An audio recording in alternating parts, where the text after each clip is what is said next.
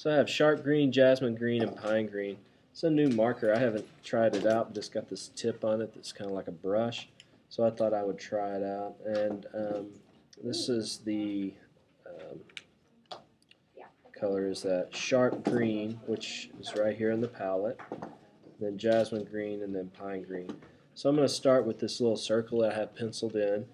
I'm going to use the brush end of this marker, and I'm going to do a half circle, putting the color in the lower right quadrant.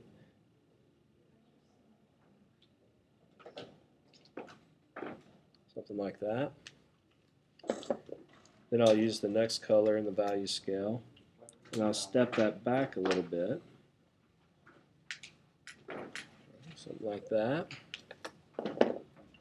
Then I'll use the last color in that color scale, and I'll just kind of bounce a little dark edge in right there. Something like that. Alright, now I'm going to let this dry for a minute. So now I'm going to take my black pen, and I'm just going to do my sort of the wiggle line around the edge of the tree. Right? I'm going to put a little dot in the middle. Then I'm going to take a thicker line weight, which is this flare.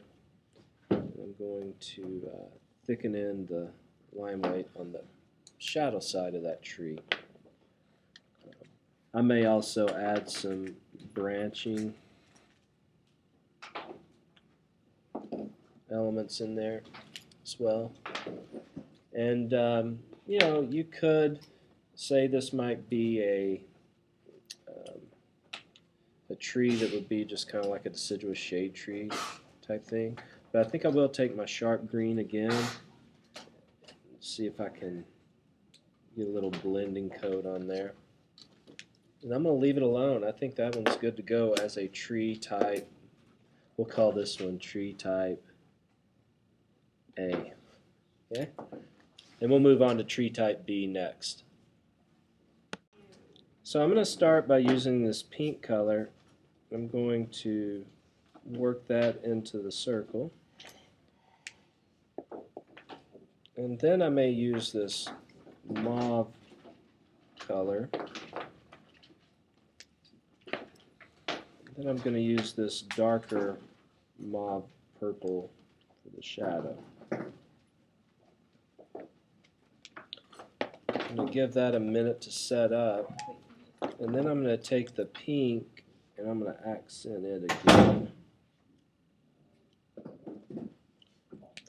And I'm going to let this dry, and then we'll come in with the ink pen. So now that it's dry, I'm going to come in and add our fancy branching patterns.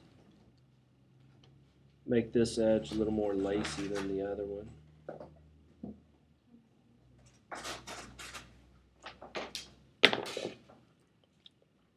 And then we'll come in with our thicker pen and add the shadow. And there you have a perfect little ornamental tree.